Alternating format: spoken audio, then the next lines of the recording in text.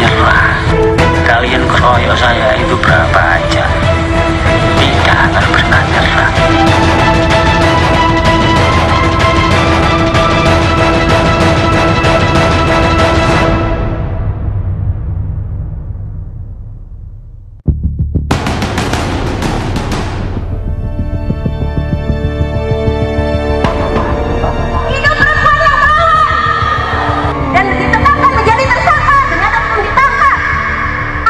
Ratusan massa dari aliansi Kota Santri Lawan Kekerasan Seksual berunjuk rasa di depan Mapolres Jombang, Jawa Timur.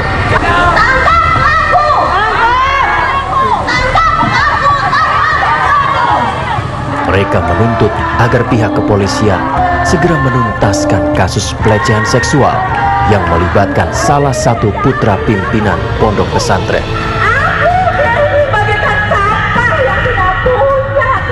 Polisi dinilai lamban dalam menangani kasus ini. Karena hingga saat ini, orang yang diduga telah melakukan pelecehan seksual belum juga ditahan, meski sudah dijadikan sebagai tersangka.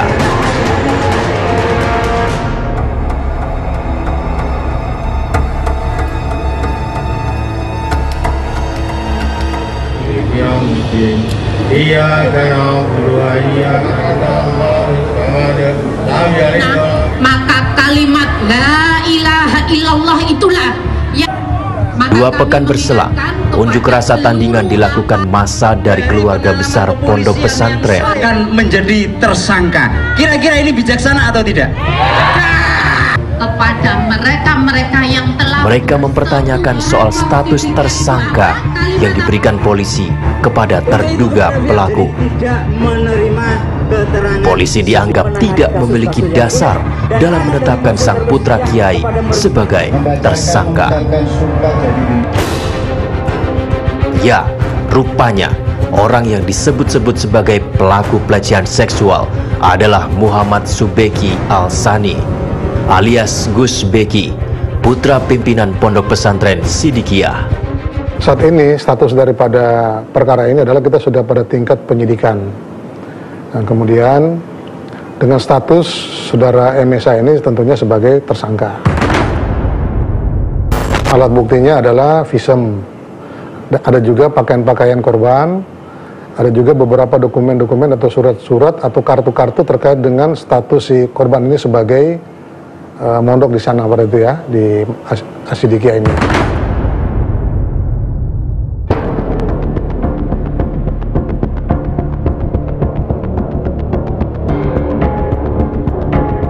Polemik kasus pelecehan seksual yang melibatkan putra pimpinan pondok pesantren ini membawa tim menyingkap tabir ke kota Jombang, Jawa Timur.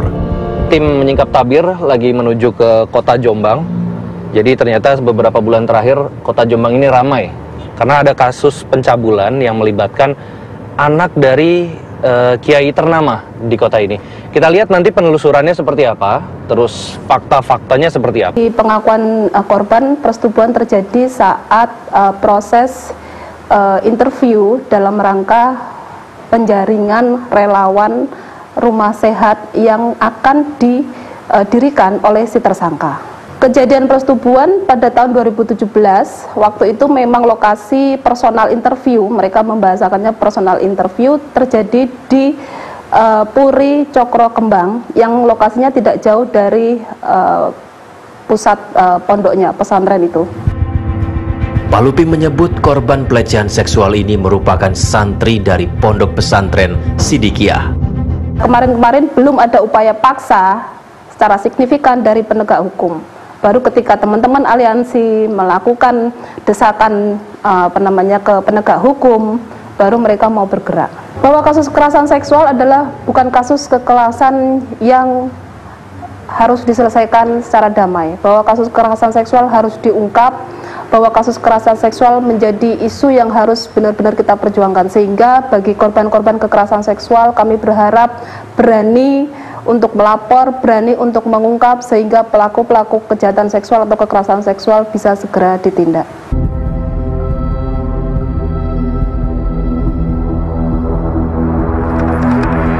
Berbekal informasi dari Palupi Pusporini, kami coba menyambangi Pondok Pesantren Sidikiyah Ploso, Jombang, Jawa Timur.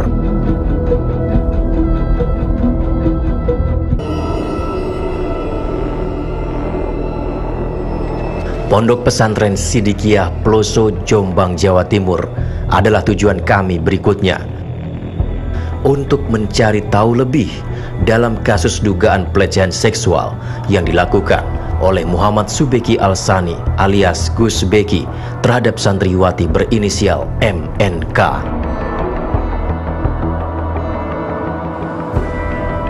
Kami berharap bertemu dengan Gus Beki yang juga merupakan putra dari pimpinan pondok pesantren. Langkah kaki kami akhirnya terhenti di depan gerbang pesantren. Saya kalau mau ketemu Gus Beki gimana? Nggak bisa. Kenapa ya? Ya beliau gerah. Kenapa? Beliau gerah. Gerah? Gerah, sakit. Sakit apa? Beliau Pak Yainya. Pak Yainya sakit apa?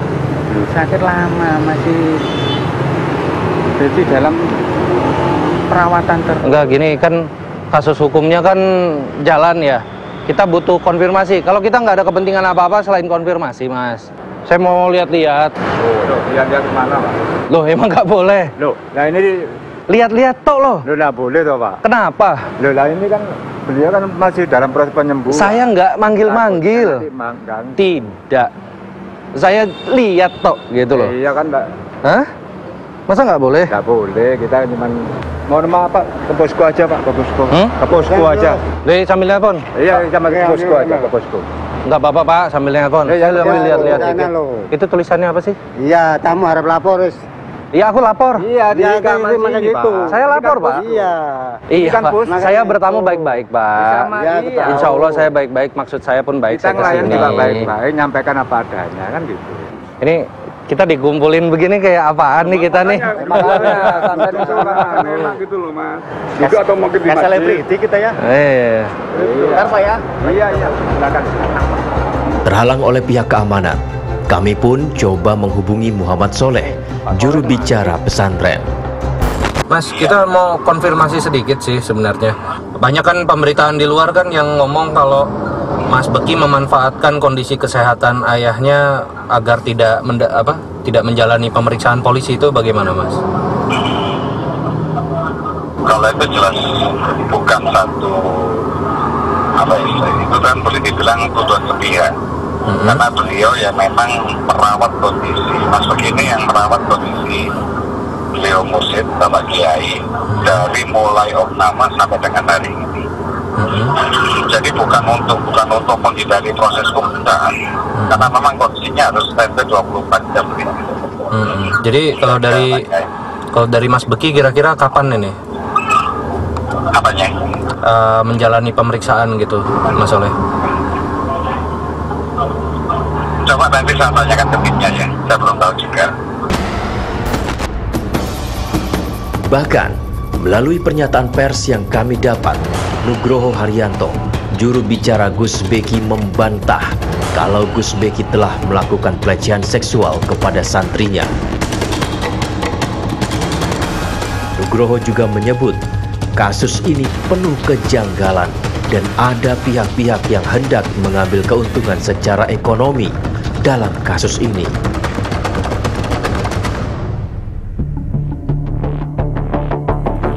Selain itu, kami juga mendapatkan bantahan langsung dari Muhammad Subeki alias Gus Beki melalui akun Instagram miliknya. Gak perlu bikin fitnah, gak perlu pembantaian nama baik, gak perlu penghancuran nama baik itu. Kenapa kalian gak berani main gentle? Karena kalian licik dan picik.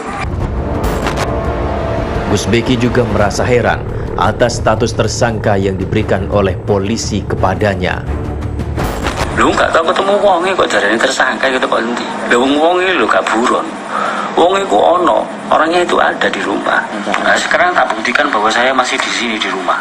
Saya masih bisa rokok enak, saya masih bisa makan, minum, kopi. Saya tidak pernah kemana-mana. Dari mereka mengirim surat kepada saya dan sampai sekarang saya nggak pernah kemana-mana dan mereka juga nggak pernah datang ke sini. Nah kalau saya disuruh ke sana, masih sampai kiamat kok, yo gak gelem. Masih sampai kiamat tidak akan aku datang. Saya tidak akan pernah menyerah. Kurang alamiah kepada kedoliman. Setara. Ada kamu sih di dalam hidup saya untuk menyerah untuk menyerah kepada kedoliman itu nggak ada. Bambu keroyok piro ae. Bah kalian keroyok saya itu berapa aja, tidak akan pernah nyerah. Dalam video lain di Instagram miliknya, Gus Beki mengatakan tuduhan yang dialamatkan kepadanya tidak masuk akal. Sekarang gini ya, kalau misalnya memang saya itu berbuat salah, kalau berbuat salah, apalagi dengan tuduhannya ya gak pantas seperti itu. Ya mestinya kan keluarga saya kan ya mesti mencak-mencak no. Ya mesti keluarga saya mesti bingung. Ya alhamdulillah, masalah itu terjadi 2017, jadi 2 tahun yang lalu. Sampai sekarang ya masih baik-baik saja, nggak ada geger-gegeran sama istri saya, sama keluarga saya. Ya alhamdulillah masih baik-baik saja. Ya kalau nggak ada apa-apa, apalagi tuduhannya sampai kekerasan, nggak masuk akal.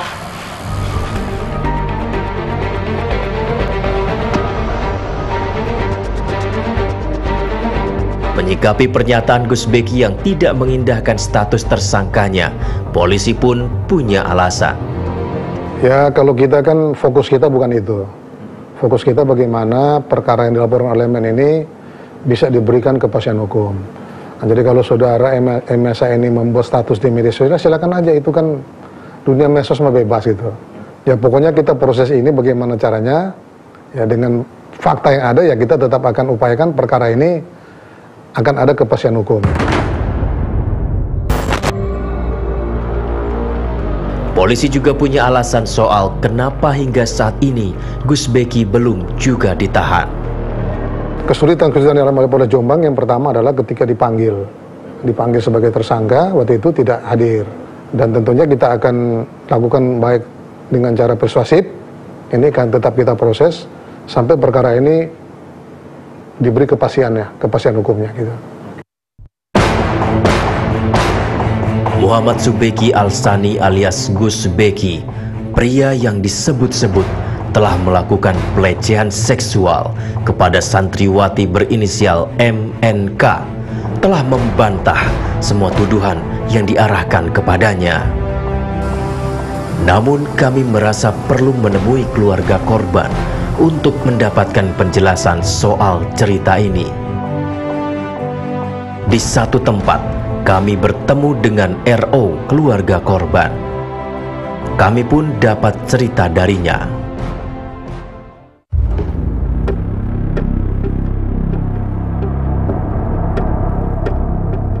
Pada tanggal 20 Mei, itu saya mendengar kabar bahwa adik saya itu menjadi korban dari MSA karena ada kegiatan itu tadi. Kan saya kaget, tuh kok bisa, maksudnya bagaimana? Dijelaskanlah itu tadi bahwa dari kegiatan tersebut ternyata adik saya itu menjadi korban pelecehan. Dan itu dilakukan 2 kali. Jadi cerita adik saya 10 hari setelah 8 Mei 2017 itu dia melakukan lagi dengan MSA, tapi dengan paksaan. Kalau memang adik tidak mau, akan menyesal seumur hidupnya.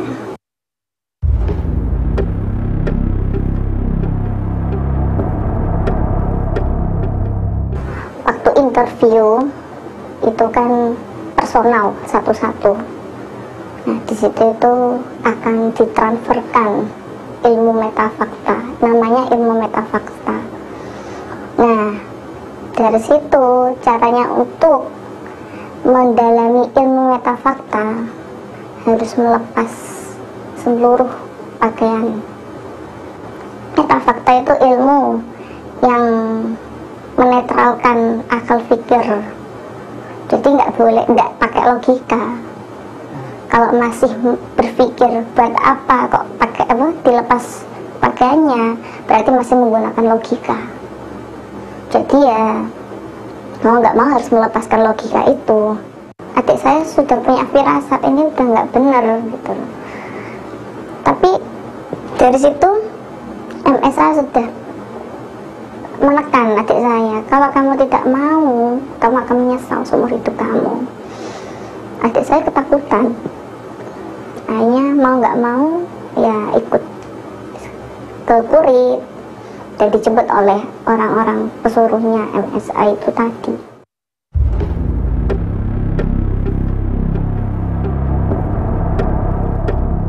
Adik saya itu pernah ketemu langsung dengan Pak Yai setelah kejadian ini, tapi akhirnya kan gagal karena mungkin MSA memutarbalikkan fakta di depan Pak Yai.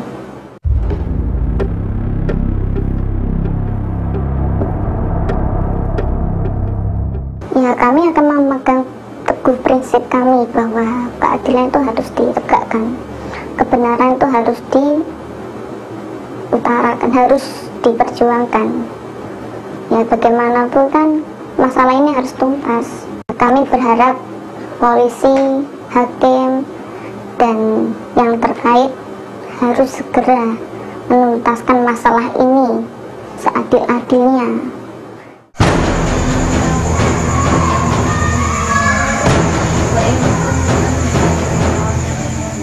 Kini, korban masih berjuang untuk mencari keadilan. Tentu, semua itu ada di tangan penegak hukum.